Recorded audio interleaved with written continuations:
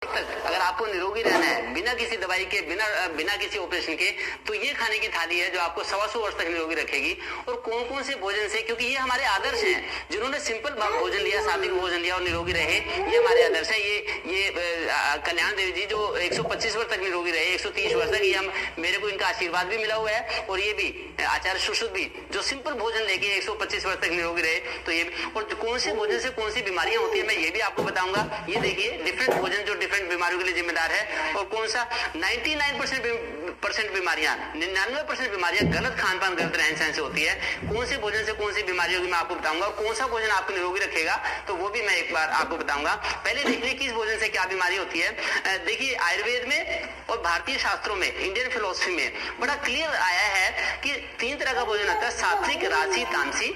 सात्विक ये भोजन है जो निरोगी रखेगा हमें, राजसी ये भोजन है जो अनेक बीमारियों का कारण है, और तामसी भोजन ये है जो अनेक असाध्य महामारियों का भी कारण है।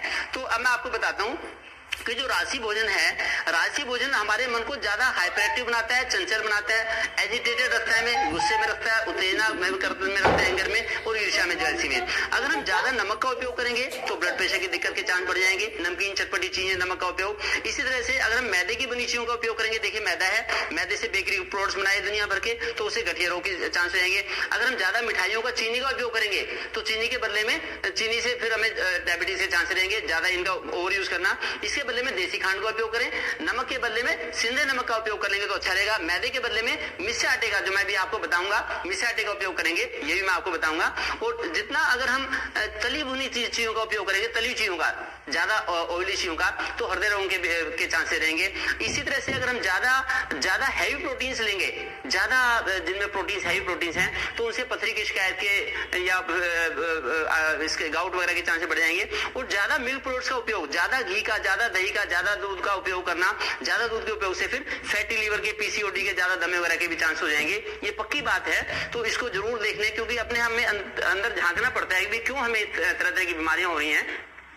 इसी तरह से जो तामसी भोजन है, जो डेड फूड है, ये डेड फूड ये अनेक महामारियों का और कैंसर का कारण है। जैसे बीड़ी है, सिगरेट है, शराब है, प्याज है, ज्यादा लहसुन है, बहुत ज्यादा लहसुन है, फिर ये गुटखा, पान मसाला, नॉनवेज का बहुत ज्यादा उपयोग करना, ये सब बीमारियों का कारण है। क्योंकि हमारी अलग अलग जो भावनाएं हैं वो हमारे भोजन से पैदा होती हैं। देखिए मैं आपको बताता हूँ हमारे अंदर कौन कौन सी भावनाएं किस किस रोग को पैदा करते हैं और किस भोजन से होती हैं। अगर हम ज्यादा छोले, राजमा, पनीर, मटर, बहुत ज्यादा हैवी प्रोटीन लेंगे तो हमारा वात प्रकोपित हो जाएगा, कामी प्रवृत्ति बन जाएगी हमारी, फिर कमर में दर्द वगैरह हो जाएगा। अगर हम ज्यादा पित्तवर्धक भोजन लेंगे, चटपटी मिर्च मसाले की, खट्टी तली चीजें, तो क्रोधी स्वभाव हो जाएगा, इम्यूनिटी हमारी कम हो जाएगी।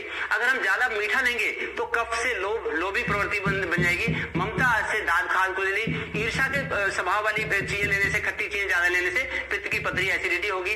द्वेष भाव से कॉन्फिडेंस कम हो जाएगा हमारा, अहंकार ज्यादा होगा हमारा। अगर ऐसा भोजन लेंगे जिससे अहंकारी हम होंगे तो थायराइड की दिक्कत हो सकती है। ज्यादा तृष्णा से जलोदर एसाइटिस, ज्यादा दम से पैरालिसिस, अविवेक से फीवर, और ज्यादा मैदे वाली चीजों से और मन की अशांति वाली भावनाएं रखने से आर्थराइटिस, जोड़ों की बीमारी, क्रोध, चिड़चिड़ापन जैसा भोजन हम लेंगे जिससे होगा तो हृदय रोगों की, और भय से ब्लड प्रेशर, वात ज्यादा, और डायबिटीज, शुगर तब होगी जब ज्यादा मानसिक थकावट, ज्यादा चिंता में रहेंगे। शिजोफ्रीनिया, अगर वात वर्धक भोजन ज्यादा होगा हमारा शिजोफ्रीनिया, पित्त वर्धक ज्यादा भोजन से मैनिया, हम ज्यादा हो रहेंगे, और ज्यादा कफ वर्धक भोजन से ज्यादा डिप्रेशन के हमारे चांस रहेंगे। इसलिए भोजन जितना संतुलित होगा अच्छा रहेगा।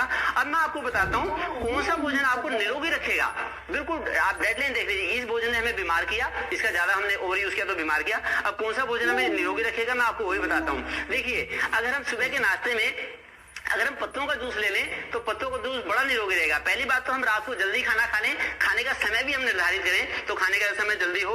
और अगर हम पत्ते ले लें या पत्तियों का, सब्जियों का जूस ले लेंगे सुबह तो हमारी बॉडी को डिटॉक्सिफाई करेगा। ये जो सात्विक भोजन है जो मैं आपको दिखाने वाला हूँ इसे कहते हैं लाइव फूड, लाइव फूड या वाइटल फूड। ये जो सात्विक भोजन है ये लाइव या वाइटल फूड है। तो ये ताजा भी होता है, फ्रेश होता है, और स्टीम्ड खाने भी हो सकता है, और भी, लेकिन माइक्रोवेव का बना हुआ खाने का यूज ना करें। माइक्रोवेव में रख दिया खाना, अगर हमने खाना फ्रिज में रख दिया पका के, बस वो तो फिर एक तरह का डेड फूड बन गया। इसलिए ताजे भोजन का उपयोग करें। पकाने के बाद हमें बासी भोजन दोबारा यूज नहीं करना। बासी भोजन तामसी भोजन है, ताजा भोजन जो है ये सात्विक भोजन है, तो ये हमें हेल्दी रखेगा। ये देखिए, एक तो ये हमें सात्विक भोजन हमें ऊर्जावान रखेगा, स्फूर्तिवान रखेगा, हम हमेशा खुश रहेंगे। और दूसरा डिटॉक्स करेगा हमारी बॉडी को सात्विक भोजन, जो मैं आप थाली दिखाने वाला हूं आपको। फिर मानसिक शांति देगा, हमें निरोगी रखेगा, हेल्दी रखेगा। उसके अलावा ये हमें प्रसन्न भी रखेगा, खुश भी रखेगा, खूबसूरत भी हमें बनाएगा। हमारी पर्सनैलिटी के 4 चांद लग जाएंगे अगर हम सात्विक भोजन लेंगे। उसमें एक तो पत्ते हैं, सुबह नाश्ते में हम पत्ते ले सकते हैं, पत्तों का जूस चबा भी सकते हैं, वॉक करते इसमें लौकी का जूस ले सकते हैं हम।